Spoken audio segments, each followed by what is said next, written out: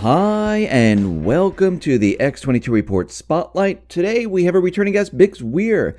Bix is the creator and owner of RoadToRoota. You can see him on his YouTube channel, RoadToRoota, and I am very happy to have him back on the X22 Report Spotlight. Bix, welcome back to the Spotlight. Hey, thank you, Dave. It's good to be here. Hey, thanks for being back. And I wanted to start off with good guys and bad guys. I know that's what you call them. And before we get into, what is happening here, for those people who are, just first hearing of this, I just want you to explain, who are the good guys, who are the bad guys, and give us a little update on where we stand right now with both sides. Well, it depends who you ask who the good guys are and who the bad guys are. But from my RoadToRoota theory, and this comes from studying documents out of the Federal Reserve Bank of Boston, there's a group of people behind the scenes, which I call the good guys, that are fighting the deep state, the people who have basically controlled our lives, meaning the banksters, the Rothschilds, the Rockefellers, all those bad people that we hear about. And there's a group within the United States that is fighting them from within the Federal Reserve Bank, from within the U.S. Treasury, from within parts of Congress. But the deep state is so entrenched in our current system that it is difficult to get them out. But as we can see, there's a lot of things happening that have been going on behind the scenes for a long time. The takedown of the bankers and the monetary system and the criminality within that. It really started with Bernie Madoff. That really came to light as people said, oh, my God, maybe there is a way to take down the deep state, the criminals that control everything we do, because all we have to do is expose these people to the light of day. And now we have all the pedophilia coming out in L.A. That'll soon move to Washington, D.C. These are gigantic things that everybody knew who did a little bit of studying that it was going on, that we were under the control of a deep state / banking cabal. But nobody knew, it wasn't talked about in the media. No one was ever getting arrested. And now we're seeing that. We're seeing the takedown of the child trafficking rings. Trump has arrested already over 4,000 people involved with child trafficking. I mean, where were the past presidents? If Trump gets in office and the first thing he does is put Jeff Sessions in charge is the Attorney General, the very first question he was asked by Dianne Feinstein when he was getting approved was, what are you going to do about the largest problem in the United States right now, which is child trafficking? And everybody kind of shook their head and said, what? What are you talking about? This hasn't been in the news at all. And all of a sudden, 4,000 people get arrested. So it was definitely being covered up, and everything's kind of breaking down now. And a lot of people are saying, hey, maybe there is a battle behind the scenes. Maybe there are good guys that are taking down these deep state criminals. And I think through my work with the RoadToRoota and all the documents that came out of the Fed Boston, it was clear on the banking side that there was a battle going on. But now we're seeing it in a more official role with actually arrests. And supposedly there's all these closed indictments that are going to come down of people within Washington, D.C. So I'm real excited about seeing some truth come out. Now, Trump, a lot of people are saying he hasn't done what he said he was going to do. He was going to drain the swamp, and everyone expected all this stuff to happen right away. Do you see him still trying to remove certain individuals from government, still cracking down on things? Do you still see him pushing the agenda to get rid of the deep state, or some people call him the cabal? Is he still doing that? Absolutely. But remember, he's not the power behind this. Trump was placed as the president of the United States to be a bull in a china shop. They tried to get Ron Paul in there, and Ron just got too old. If he was in his 40s, back when he was a strong debater and had, it was tough as nails, he could have been placed as president and done what Trump's doing.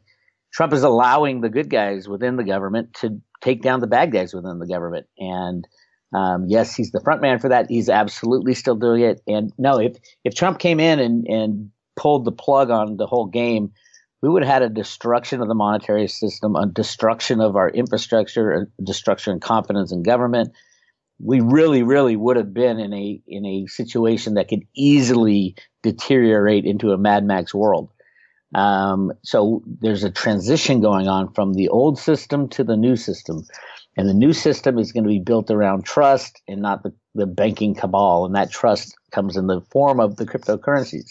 And that is part of what's going on, is they're giving the cryptocurrency economy time to really catch hold, so that there is somewhere to go besides turning to the banksters and bailing out the banksters again. That we do have right now a transition that's going on from the old system into a new system. And it's happening extremely quickly. And it's not just in the price appreciation of the cryptos. It's in these businesses that are being built that are going to inject trust and honesty into a pretty much 100% corrupt system. So, yeah, it's a difficult thing. How long will this transition last? I think at least through 2018, that Trump will, little things will happen. Big things probably as well. But the full takedown of the old guys and the starting of something new, I don't think will happen until the end of 2018, maybe even into 2019. But we will see more and more people being exposed for the criminals that they are. And that's a good thing for the United States, and it's a good thing for the rest of the world as we make this transition. I want to get into the transition a little bit later and the economy and cryptocurrencies, but I wanted to ask you about the things that Trump the things that he's been saying, where, Obama spied on him, how the Fusion GPS, that was completely made up. I mean, we're starting to hear, and the corporate media is kind of still came out, and she's just, letting loose and, telling a lot of really great information. I know she has a book that she wrote, but I mean, all of a sudden, people are now pointing fingers at certain individuals like the Clintons, and they're saying a lot. I mean, is this just the start of it? Absolutely, it's the start. And these people who are coming out know that they might get dragged down with the indictments that are coming and all the bad stuff. And Trump has played his cards extremely well, obviously. He could have come out with all this information right when people accused him of stuff, but he knew you got to get the right people in the right place when this stuff goes down. So that's kind of what he's been doing.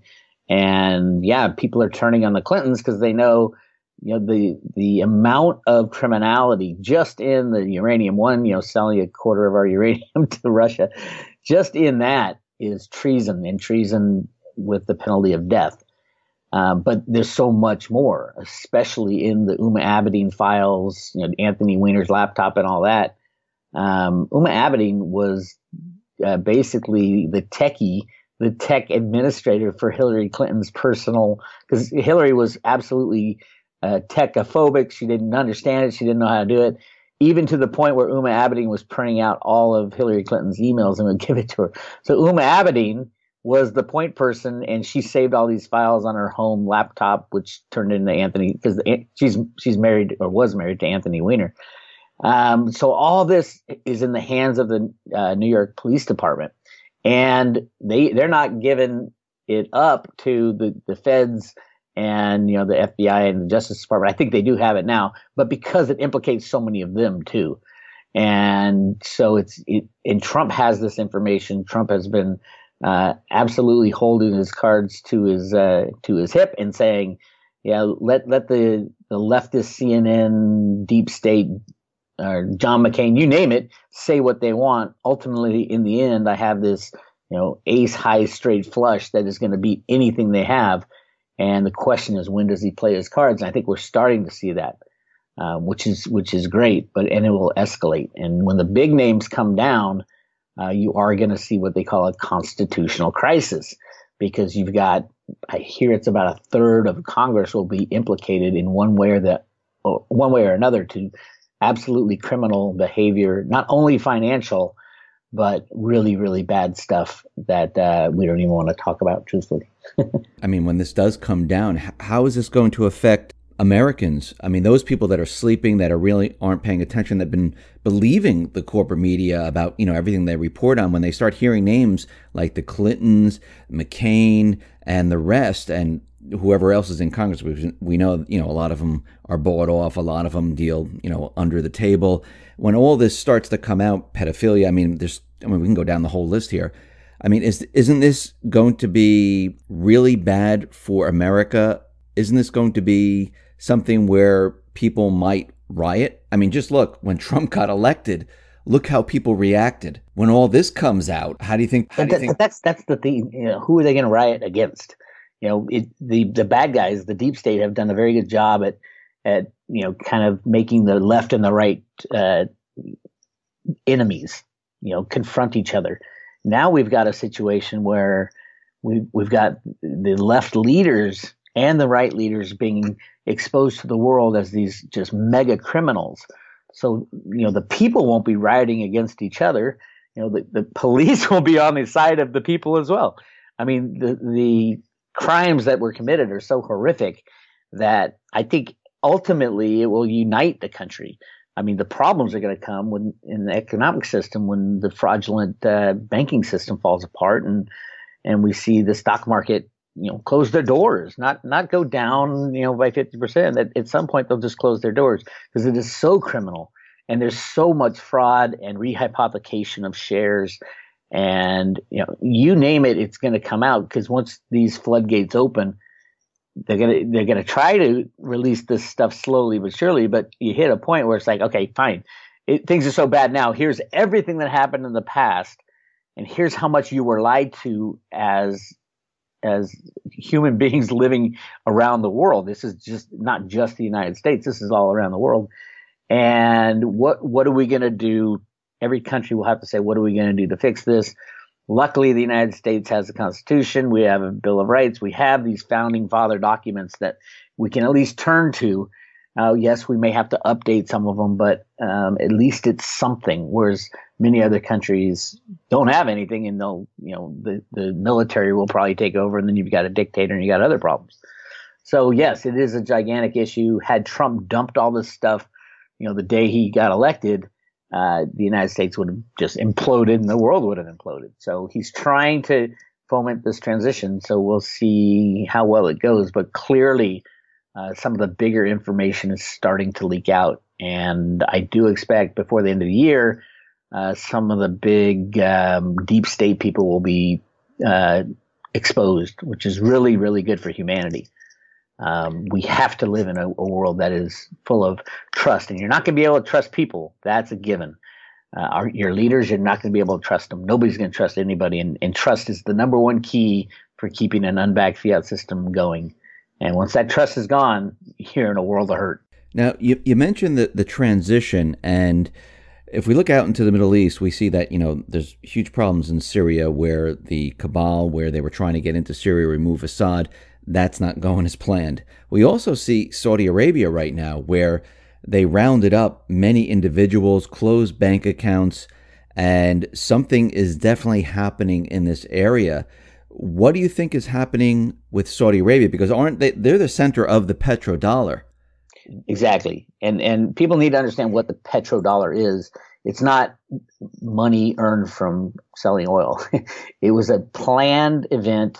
Henry Kissinger went to Saudi Arabia in the early 1970s, along with Federal Reserve, certain members of the Federal Reserve, to say, okay, here's the situation. We're going to go off a gold standard, but what you're going to do, and we're going to make you rich by doing this, you're going to make sure that OPEC, we're going to create OPEC, and we're going to make sure that oil is only sold in U.S. dollars.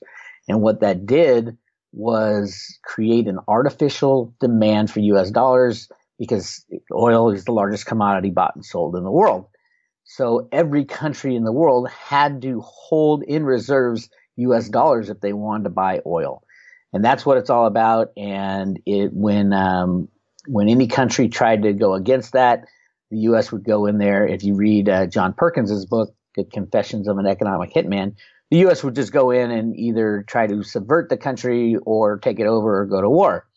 So that is what is reversing right now. With Trump and the good guys, they are shutting down the petrodollar scam because all that money was also reinvested. The part of the deal was to reinvest that money in the U.S. stock market, in bonds, support the U.S. dollar, and that's why all these Saudi princes got so rich, is all because of the petrodollar. That was a key part of going off the gold standard.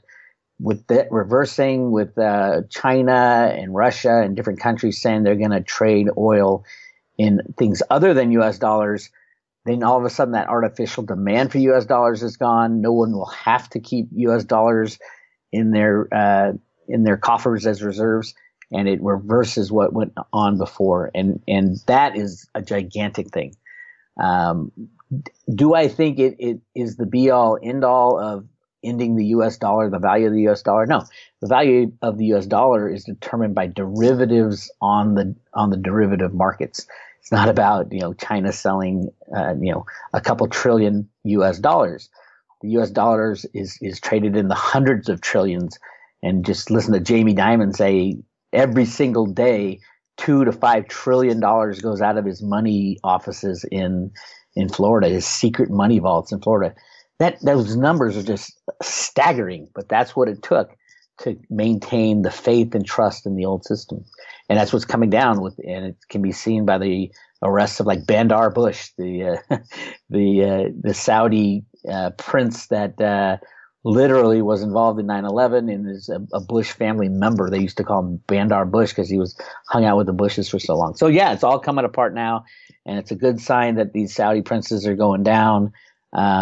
But absolutely expect chaos in the months and years to come. Since we have the petrodollar coming down, I'm not saying it's going to happen tomorrow, but we also have China pushing the petro yuan, and we also have the crypto market. Are the central bankers, are they going with China with the petro yuan, or maybe even the petro ruble, because I hear that now? Or are the central bankers, are they trying to steer us away from cryptocurrency into a new fiat currency system? They would love to, but it's not going to work, because once the U.S. controls all this through the derivatives and through the computer programs run out of the basement of the U.S. Treasury.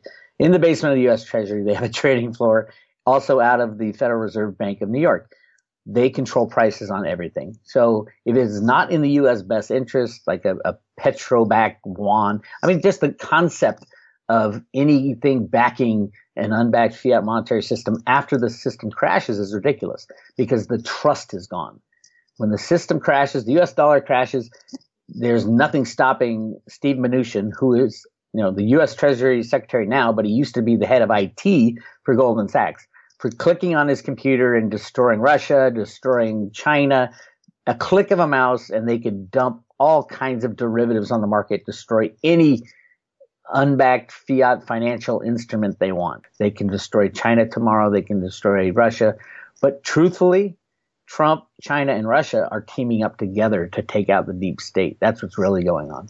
So they're going to maintain the current status quo. They're going to keep rigging silver markets and gold markets to maintain the status quo for as long as they need to for this transition, taking out the deep state and starting something new. Okay, let's get into the transition now. Now, they're going to keep the economy and everything the way it is. They're not going to really mess with it. Well, I wouldn't say that. I would say they're going to keep it under their control. It's not going to collapse. Nothing is freely traded anymore. So they can, if the government officials start getting arrested and things like that, they'll probably bring the stock market down about 30% and then have it hover there, and then start growing and things like that. They can control it all with computers and derivatives. I've proven it a million times. I've proven where the original programs came from. So they can do that. It's very easy.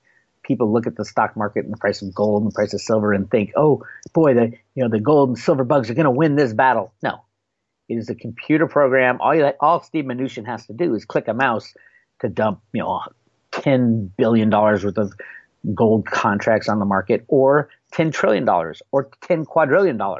It truly is unlimited for the amount of electronic derivatives that can be dumped, because it's all a game. And so the U.S. absolutely controls that game. At the end of the day, they can click a mouse and destroy it all. So there's going to be no backing of a yuan. There's going to be no SDR program put in by the bad guys. It is literally, the humanity has figured out a solution, and the solution is not to fix the old problems. The solution is to start a new system parallel with the old system and have the old system die, where the new system, based on trust, not trust in human beings, but trust in mathematics, that 2 + 2 will always equal 4. And that's kind of where we're going, and it's happening. And There's a lot of deniers still out there in the gold and silver community, but they've been saying the same thing for 4 or 5 years, and clearly there is a winner now, and the winner is not holding on to the past. The winner is going to be moving into the future. Now, you're talking about transitioning into cryptocurrency. I mean, in the beginning, we had Jamie Dimon out there saying, Bitcoin is in a bubble, it's fraud, whatever. Then we had Christine Lagarde come out and say, yeah, Bitcoin, not so bad. I think this Bitcoin will have a place someplace in the world. And then we had two different messages. And of course, then Jamie Dimon came out and he wouldn't comment anymore on the crypto market, even though, JP Morgan, they were all trading in cryptocurrency, which is they're a huge player in the ICO market, the startups, blockchain startups. They're a huge player. So all of his, he has over 100 employees solely dedicated on cryptocurrencies. So I mean, what was it meant to do? It was meant to slow down the rise in Bitcoin, and that'll happen every once in a while. You'll have some big name come out and say, "Oh yeah, this is a Ponzi scheme," and scares away a couple people.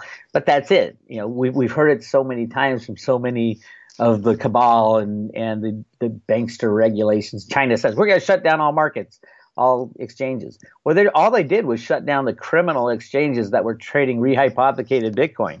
I mean, you look at the volumes in those exchanges that China shut down; it was huge. China is absolutely on board for a crypto world. And the idea of shutting down their markets, their exchanges, was just to clean up the exchanges. Every country around the world is ready to pass laws to protect Bitcoin because they know that if they do the opposite, all that infrastructure, all that new energy and technology and money is going to go flowing into the countries that are pro-Bitcoin. And that's why the United States hasn't banned Bitcoin. And they know exactly what's going to happen. And all the laws passed from here on out are going to be absolutely protecting Bitcoin and the cryptocurrencies from hackers, from scammers. And there's so many scams going on. It's the wild, wild west right now. So you're going to see these penalties for trying to hack a Bitcoin wallet be implemented to say, you get 50 years to life if you try to hack a Bitcoin wallet. Things like that seem outrageous right now. But when the people are on their knees and they don't have a currency to deal with and they're looking for something new, they need something they trust.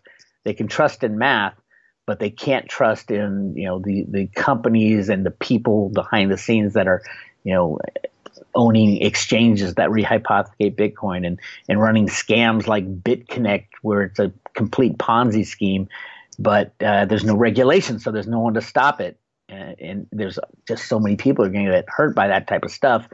The new laws are going to be absolutely brutal to anybody trying to stop the cryptocurrency economy that's being built. So what are I'm going to play the other side here. What do the central banks do? Because if the crypto market grows and they're not controlling it, this is something they don't like because, they create their currency. I mean, it's not their product. That's the question is, the real question is, do you believe that the thousands, tens of thousands of people that work in central banks and government treasuries are all evil, looking to destroy humanity? That's what I usually get from people. I've shown through the Bank of Boston documents that it's the exact opposite. There are people within the central bank, a vast majority of people, who are looking for solutions to get out of the criminal system. They know that there are criminals within the central bank that have controlled things. They would rather destroy the central bank than have these people like Stanley Fischer take over the control of everything. And those are the deep state people. So the deep state has a big problem in that they've been found out, and now they can't pull off all their things they used to pull off no problem, rigging currency, rigging markets, and things like that. Now it has to be done under the eye of people within these institutions that are saying, "Hey, humanity, we need to save humanity from these central bankers, and we can fall on the sword." The Federal Reserve Bank of Boston was very clear about that. And that's saying that, we might not survive this. The Federal Reserve Bank might not survive this, but we have to change the way this system is going. So, yeah, I don't think that the majority of people within the Federal Reserve System and the treasuries around the world have the worst desires for humanity. And it goes very much against what my GATA friends said back then when I was writing for GATA. But it's obvious if you read the RoadToRoota documents, that's exactly what they're saying. And because the light is being shown on the Federal Reserve and the criminality of the deep state, it's very hard for any of these dark forces that are at the parts of the top of these institutions to get away with anything anymore. And that's a great thing for humanity. There are people, absolutely, the vast majority of people within the Fed and within the U.S. Treasury want what's best for humanity, not the central bank control to continue. So if we, and as you're saying, we're transitioning into this new monetary system, and as we make this transition, do we need this central banking system anymore? No, we don't. It will. Well, what the Fed, the documents that I analyzed said most likely what will happen is the Fed will get absorbed into the U.S. Treasury and we'll go back to a constitutional form of money. And that was the idea, using gold and silver all the way up until, but the problem was the transition out of the old system to a gold and silver standard, because backing won't work. Once the derivative bubble goes off, no one's going to trust anybody. And so backing won't work unless it is redeemable. And if it's redeemable, because nobody trusts our government, everybody's going to run in and redeem their gold. So that once the trust is gone, it's over. And that's where the cryptos came in 2009. They'd been, the Federal Reserve Bank and Alan Greenspan and the CIA and the NSA had been working on this for decades, long before the Satoshi white paper came out. And that's been shown in a couple of papers that the blockchain type technology, cryptocurrencies have been in the works for a very long time. And you notice the Satoshi white paper came out exactly after the crashing in 2008, the attempted takedown of the bad guys in 2008. And then everything kind of went right to cryptocurrencies. It wasn't really thought that it would work until about 2015. And in 2015 is when the cryptocurrencies and the tokens related to companies really kicked in. And now it is clear for anybody in the industry, which is millions of people now, that this transition is happening, and there's no way to stop it. The cat is out of the bag, and humanity has offered a solution to one of the biggest problems in the world, and that is the problem of unbacked fiat money controlling our lives. So absolutely is a revolution in money. So when we go through this transition, those people who are not woken up to cryptocurrency, I mean, they heard Bitcoin on the news, but many people don't know how to get into it. They don't know where to go for it. They don't know how to, trade their dollars for Bitcoin or anything like that. What happens to those people as we go through this transition? I mean, is it going to be a transition where the government says, hey, trade in your dollars, get, whatever the coin is, and we're going to trade in that now? Possibly. I mean, the U.S. government has the ability to determine what their people use as money. And that is one of the possible solutions. And I do think there will be a lot of, they call them sovereign cryptocurrencies. So the U.S. will use the blockchain to come out with a sovereign U.S. dollar, a sovereign cryptocurrency U.S. dollar. And those will be allocated to the people of their country. That's the big question, is allocation, because they had all this gold stored up, and the big problem was allocation. Alan Greenspan had thought the best way to do it was to do it according to Social Security balances, so that when you reallocate money after the system crashes, the derivative bubble goes off and destroys every bank, then you reallocate money according to Social Security balances, because people who had bought in the longest would get the most, and it was kind of fair. But you can do the same thing with cryptocurrencies. And I don't think the U.S. will actually have a sovereign cryptocurrency. I think that within the United States Federal Reserve and the NSA, CIA people, I think they control the 1 million Bitcoin that Satoshi Nakamoto has. So if that is the wallet for the United States to use as currency after the old system crashes, we'll be pretty well off. So yeah, but that's just a theory. I don't have any proof of that. I do have proof that Alan Greenspan was the world's greatest computer programmer in the 1960s, and nobody knew about it, and was rigging markets ever since. But and he comes out every day and says, the Bitcoin's bad. No, it's fiat money and all that. But his job was to lie.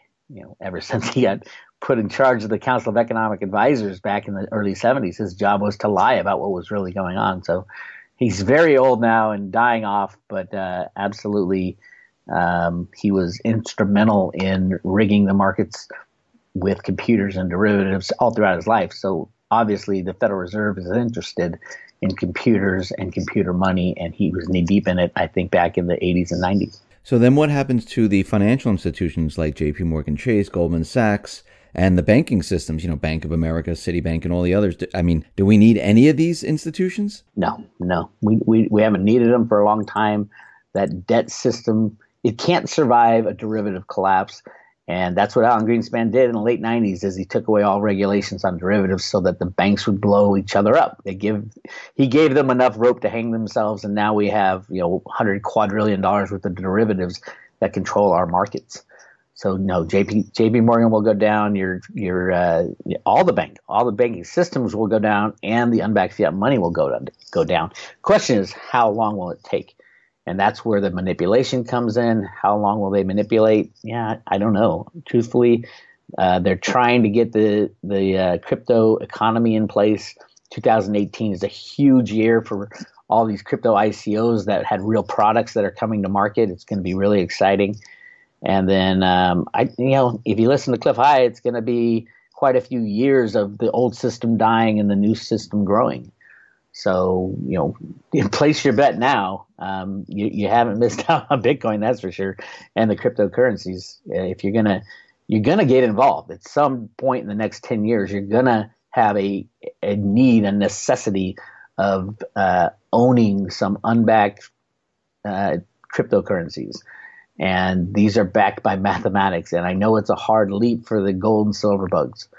But the system really does work. You can't lie, you can't cheat, you can't steal on it.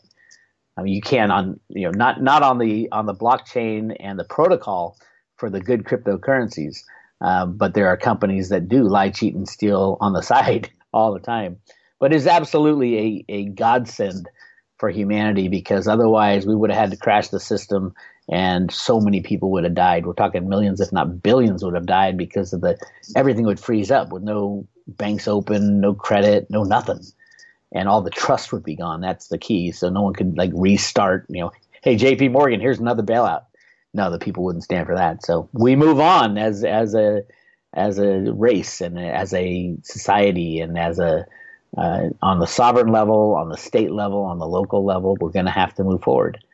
And it's going to be ugly, but it is here. It is here. As Trump said just a couple of weeks ago, when he had this meeting with all these generals in the White House, he said, this is the calm before the storm.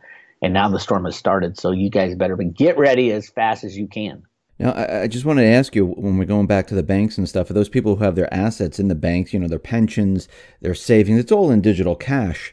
It's all digital dollars right now. Is this going to be like a one-to-one type of transition? Are they going to lose out? They're going to lose out. They're going to lose out. They made bad investment choices. So they're going to. You just got to look at the credit of who you're giving your money to. Look at the credit of JP Morgan, 50 trillion in derivatives, Fidelity, all these pension funds that are massively underfunded.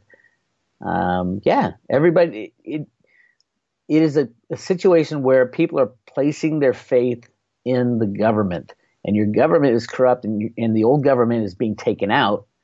And because it is so bad, the system is absolutely destroyed. The question of how money will be reallocated is the biggest question. If you read Alan Greenspan's book, that's right on the back cover. It says this is the biggest question for humanity, is how to reallocate money after an old system fails. And people will be screaming and yelling, and there is no deciders. I keep telling people, no one can make that call. If you put your money in the old system and you trusted that the FDIC insurance would be there if your bank collapsed, you made a mistake.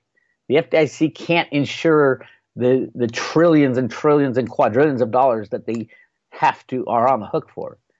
And that is the big problem, is that there can be no deciders when this happens.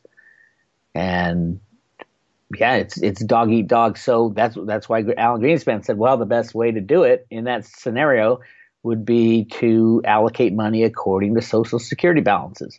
Now that's not a bad thing because Social Security right now you think, oh, you can't live off Social Security, but if all money is gone, so those Social Security balances are pretty valuable if you think about it, because all of a sudden money will be worth something the next money that comes out, and yeah, it is a problem for everybody who bought into the system. But again, you got to be a smart investor. Know what you're investing in, and don't expect the nanny state to come help you when the nanny state is literally getting destroyed because it's fraudulent. Now, what about those people that have traded their dollars in and have silver, have gold, but they have physical? What do you think about those people? Are they going to be able to trade that in? Trade in to who? That's one of the questions. I don't think we're going to go onto a gold and silver standard. I think those days are gone. I think silver will be massively needed in this new high-tech world where we're living in, we're approaching, and it's been suppressed in price for 150 years. So we're going to have to find out a new fair market value of silver, but it won't be based in unbacked fiat money. It'll be based in whatever the new currency is. And gold, I love the gold bugs, but time and things have changed. There will be years that banks and gold bugs value gold as the base money and in the intrinsic value that they place on it. No, gold does not have intrinsic value. Nothing has intrinsic value. Gold has value, historical value. Yeah, it was used as money in the past before electronic blips turned into money. But the future is not, we're not going to be flying around in spaceships handing out gold ounces to people, say, here's your money.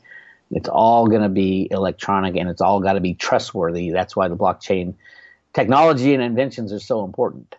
And there's so much gold out there. It's ridiculous. But, that's the battle I've had with GATA all along. When I left GATA, I didn't really leave them. I love what they're doing.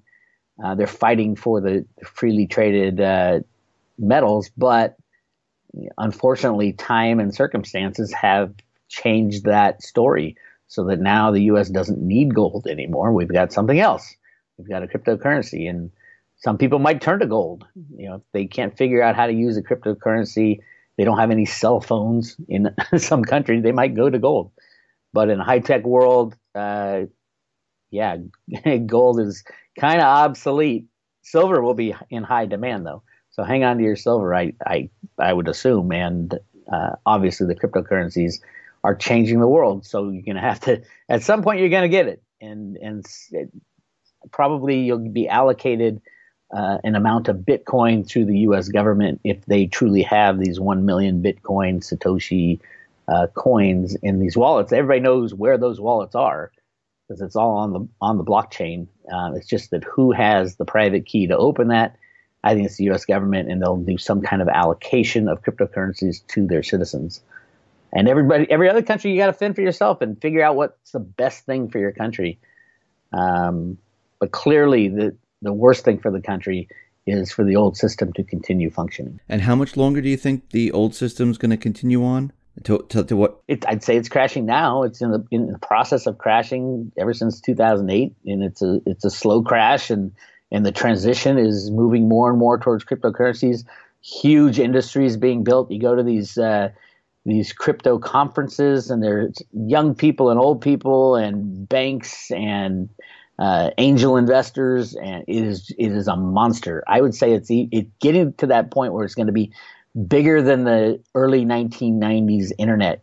Remember the internet, the World Wide Web came out in 1990, and 10 years later you had a bubble. We're in like 1991 right now with the blockchain and the cryptocurrencies. Not even close to any kind of bubble.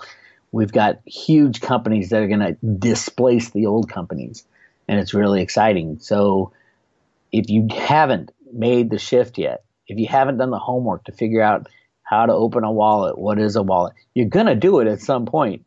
By hook or by crook, you're going to end up, participating in the new system, because the old system, when it does crash fully, it'll be obvious to humanity that the cryptocurrencies are a better system. And it won't be obvious that, you're going to have to lug around gold that nobody has but central banks. That's the other thing. It's all the rich people have the gold, and, the vast 7 billion people don't have any. So unless they're going to give everybody, equally share their gold and figure out how to do that, gold will not be used as a form of money in the future. Bix, thank you very much for being on the X22 Report Spotlight. Once again, how can people see your work?